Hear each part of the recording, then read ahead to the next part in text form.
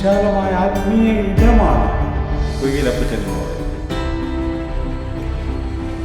എൻ്റെ വംശത്തെക്കുറിച്ച് ഇതിനകത്തൊരൊറ്റ അക്ഷരം പോലും പറഞ്ഞിട്ടില്ല.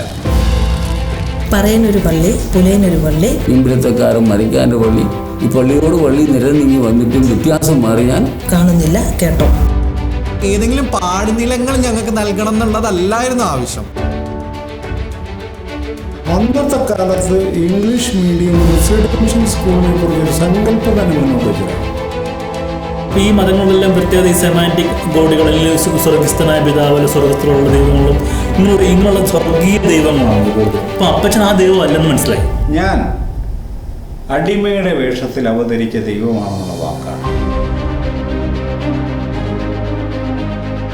രണ്ട് പാർട്ട്നേഴ്സിനും ഒരേ വാല്യൂ കൊടുക്കുന്ന ഒരു സിസ്റ്റം. എല്ലാം ബേസ് ചെയ്ത് പോകുന്ന ഇവിടുത്തെ റിലീജിയനെ ബേസ് ചെയ്ത് മാത്രമാണ്.